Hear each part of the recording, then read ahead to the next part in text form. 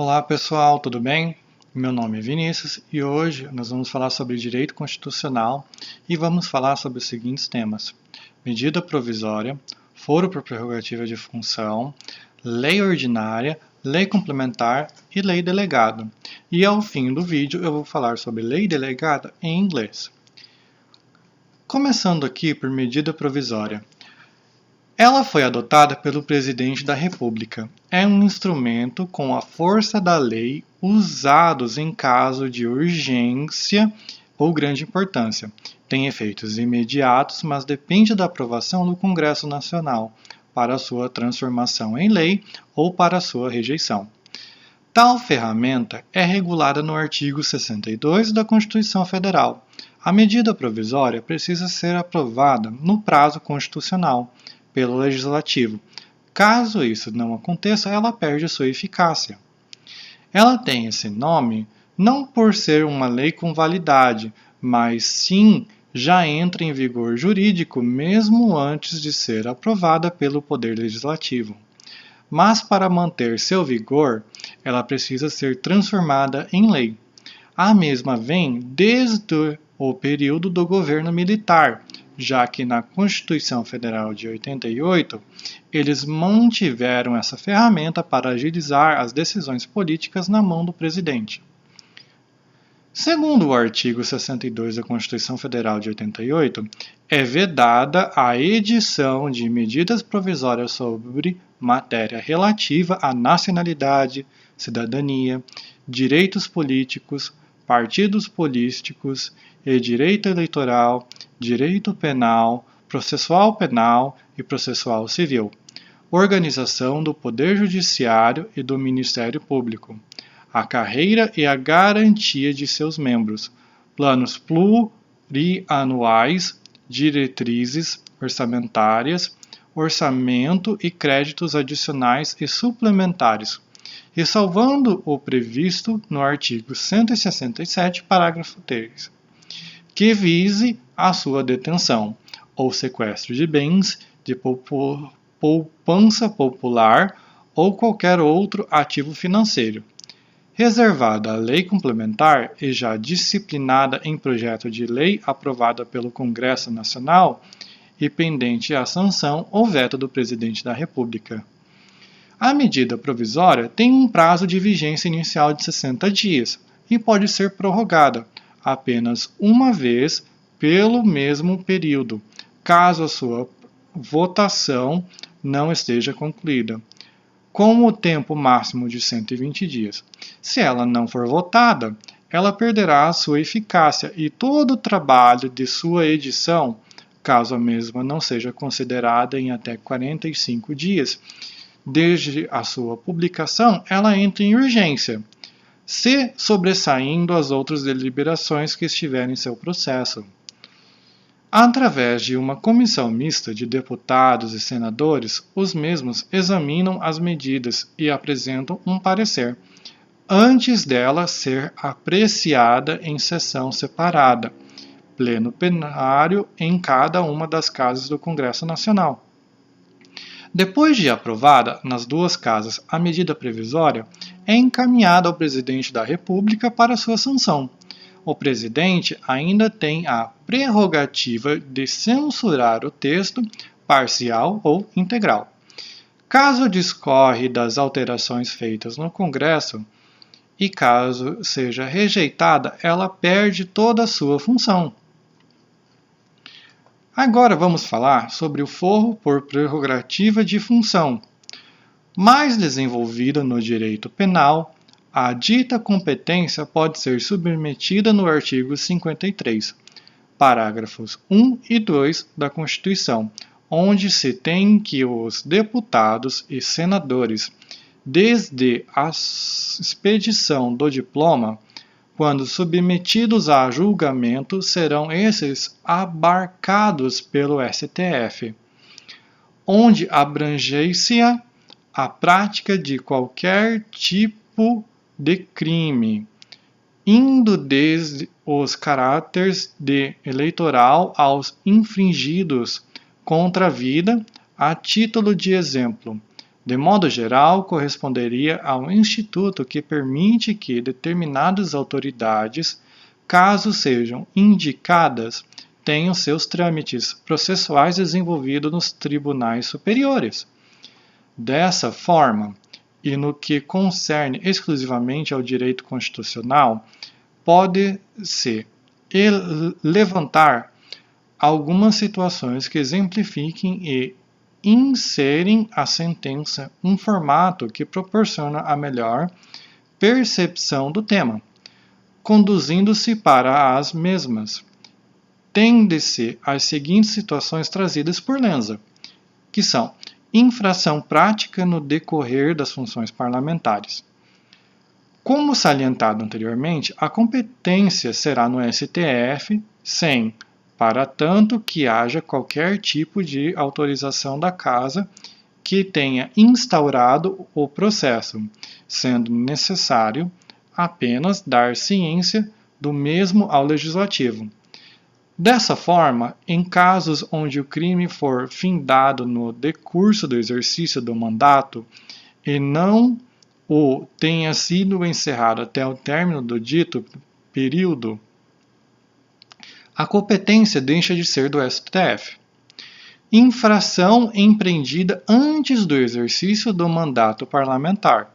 Neste caso, o indivíduo que assumiu um cargo eletivo tem seu processo remetido ao STF e, atestado as condições, dar-se-á continuidade à ação penal.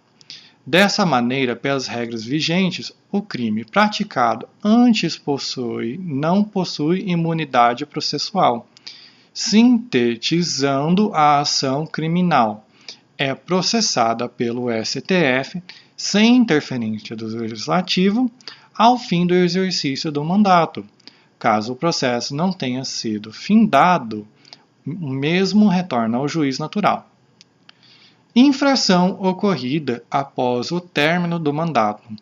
Apesar de já ter possuído cargo parlamentar, o fato não pode ser alegado para que o réu tenha direito à competência por prerrogativa de função, isto é, ele não é abraçado por essa competência pessoal e, baseando-se plenamente na súmula 451/STF, tem-se que a competência especial por prerrogativa de função não se estende ao crime cometido após a cessão definitiva do exercício funcional.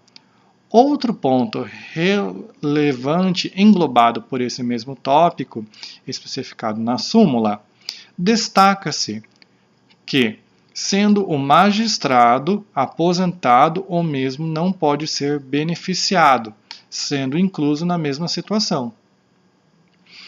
O referido foro, assim como qualquer outro segmento de imunidade restrita, é, portanto, abrangível para aqueles que exercem atividades parlamentares, não se estendendo, no entanto, a seus suplentes e sendo irrenunciáveis a quem os possui. Entretanto, voltando para o STF, considera-se que o benefício deveria ser extinto, ou no mínimo, reservado a um número mais restrito de autoridades, pois, segundo suas observações, o seu excesso de abrangência privilegia demasiadamente a classe política, sendo em suas considerações algo que não deveria estar presente em uma república. Outro ponto mencionado por Barroso diz respeito à atual estrutura do STF.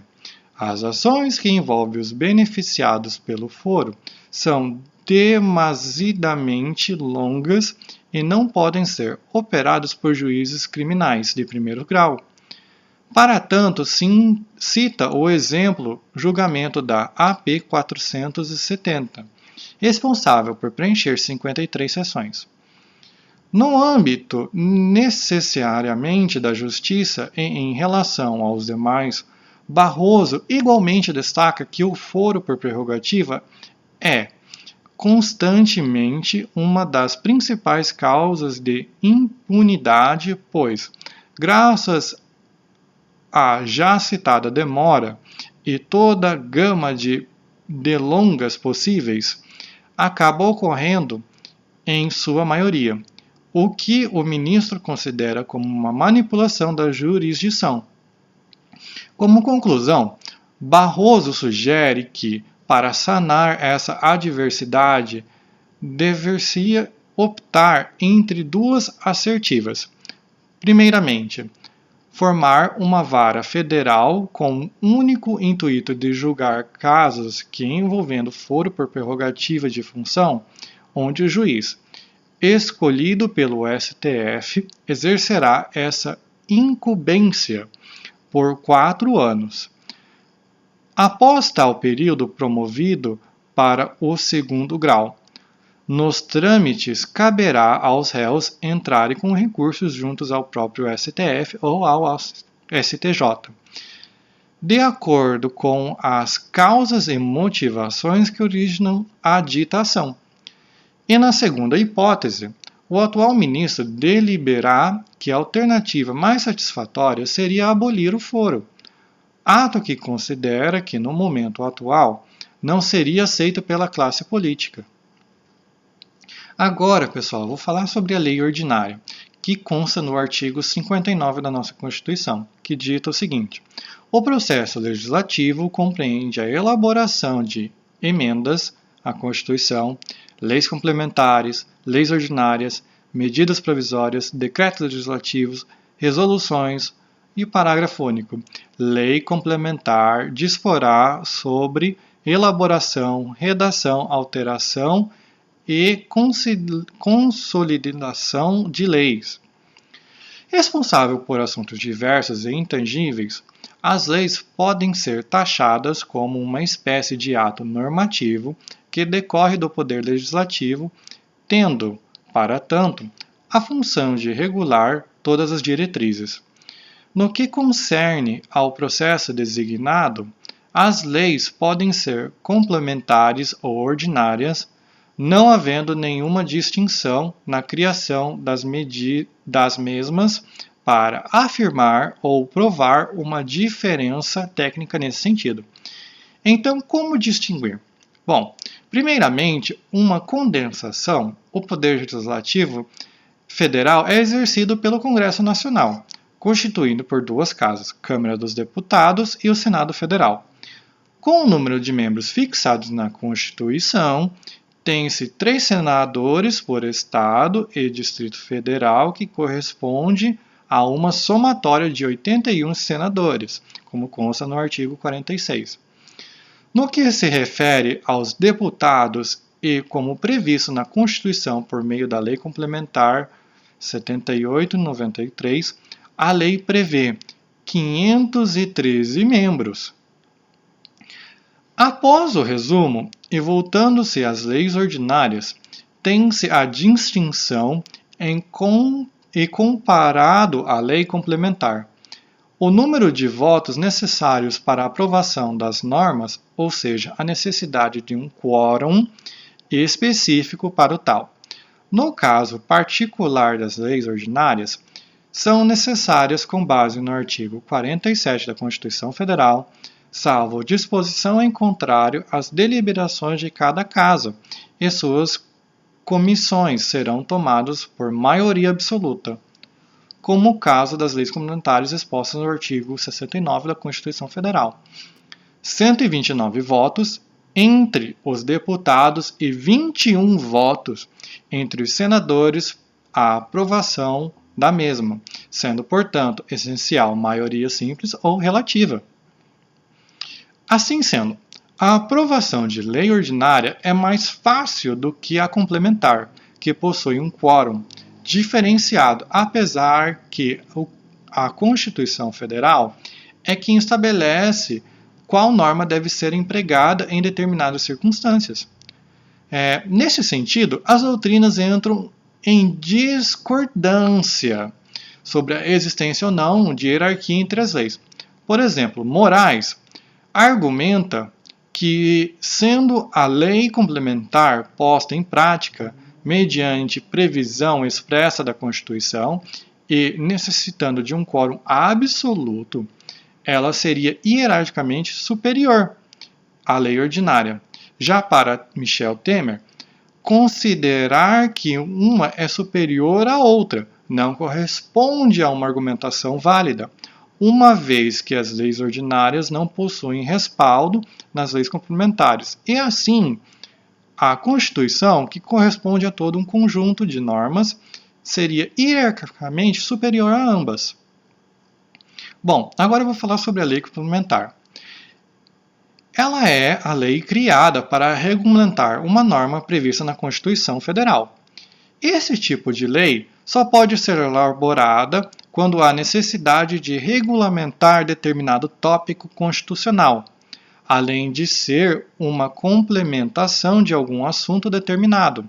Serve também para fixar a cooperação entre os entes federados, sendo eles União, Estado, Distrito Federal e Município.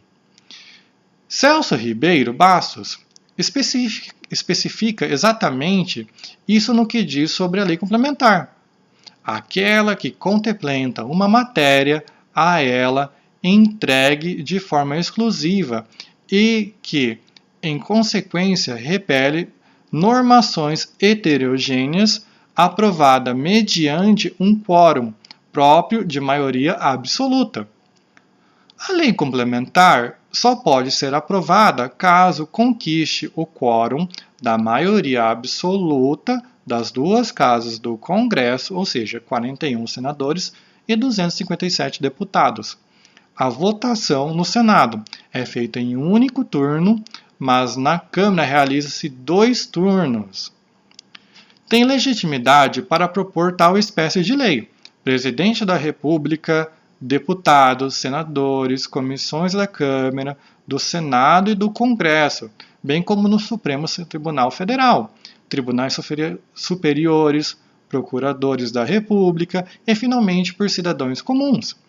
São exemplos de lei complementar: número total de deputados e a apresentação por Estado e pelo Distrito Federal, como consta no artigo 45, parágrafo 1. Imposto sobre serviços de qualquer natureza, salvo previstos no artigo 155, inciso 2. Bom, agora a lei delegada. A lei delegada tem a sua fundamentação nos artigos 59, inciso 5º, e 68 da Constituição Federal. Como consta no artigo 59, o processo legislativo compreende a elaboração de leis delegadas. Okay? Diante disso, podemos entender que o conceito da lei delegada é um ato normativo elaborado e editado pelo Presidente da República, com autorização do Poder Legislativo, e nos limites impostos por este, para poder elaborar a lei.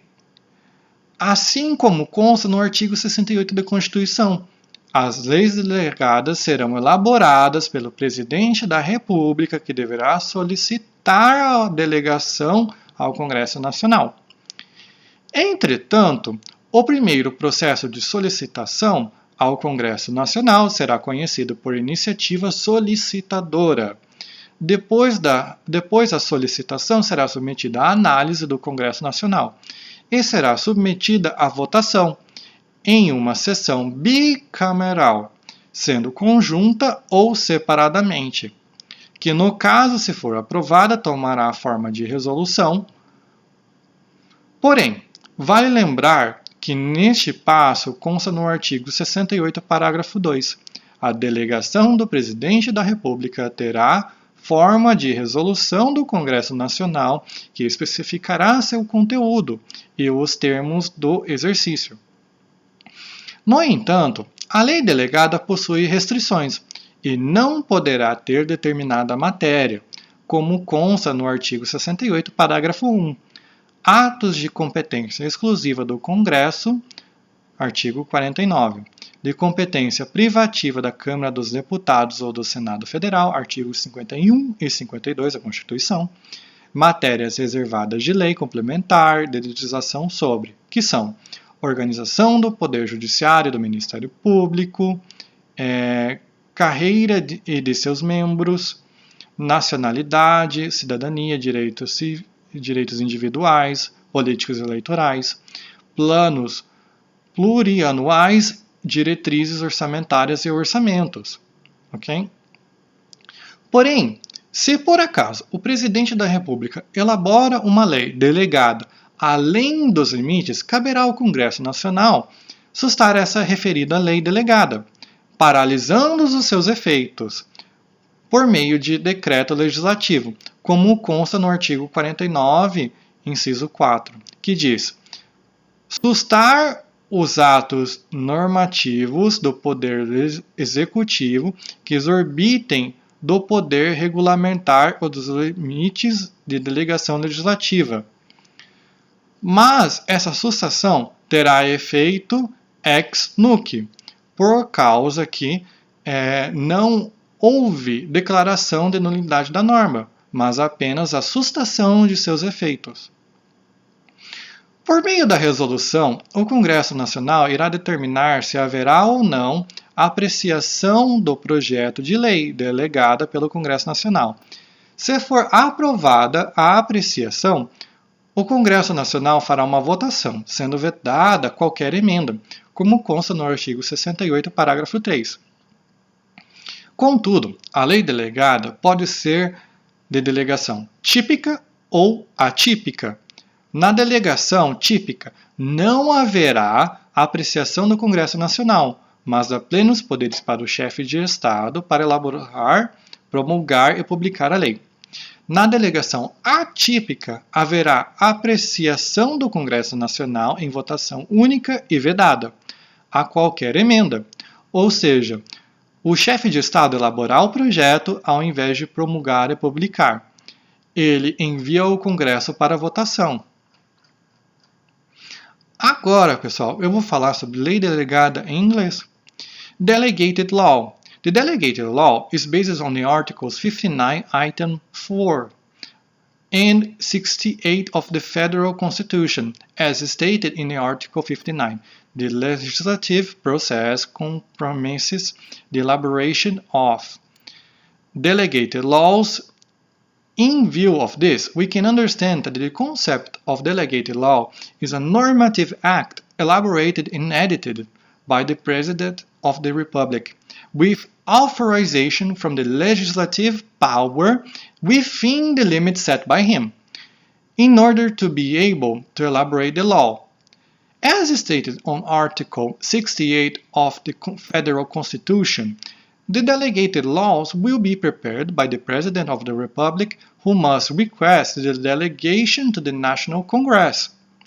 However, the first application process to the National Congress will be known as a requesting initiative. Then the request will be submitted for analysis by the National Congress and will be submitted to a vote in a bicameral session, ently jointly or separately, which, if approved, will take form of the resolution. However, it is worth remembering that this step is contained in the Article 68, paragraph 2 of the Brazilian Constitution. The delegation of the President of the Republic will take the form of a resolution of the National Congress, which will specify the content and the terms of its exercise. However, the delegated law has restrictions and cannot have certain matters as stated in the Article 68, paragraph 1. Acts of exclusive competence of Congress, that says in Article 49, of privative competence of the Chambers of the Deputies or the Federal Senate, as mentioned in Article 51 and 52. Reserved matters of complementary law of legislation on organization of the judiciary and the president of judiciary and the public prosecutor's officers, careers and members, nationality, citizenship, individual, political, and electoral rights, multi-annual plans, budgetary guidelines, and budgets. However, if by any chance the President of the Republic draws up a delegated law beyond the limits, it will be up to the National Congress to suspend that delegated law, paralyzing its effects by the means of legislative decree, as stated in the Article 49, which says, to the normative acts of the executive power that exceed the regulative power of the limits of legislative delegation. But the suspension will not have an ex nunc effect because there was no declaration of nullity of the rule, but only the suspension of its effects. Through the resolution, the National Congress will determine whether or not there will be an appreciation of the bill delegated by the National Congress. If the appreciation is approved, the National Congress will take a vote. Any amendment being prohibited as stated in the Article 68, paragraph 3. However, the delegated law can be a typical and atypical delegation. In the typical delegation, there will be no appreciation from the National Congress, but from the full powers of the head of the state to draft, promulgate, and publish the law. In the atypical delegation, there will be appreciation from the National Congress in a single vote and prohibited from any amendment. This is, the head of the state elaborates the project instead of promulgating and publishing. He sends it to the Congress for voting. Então, muito obrigado e aqui terminamos o vídeo.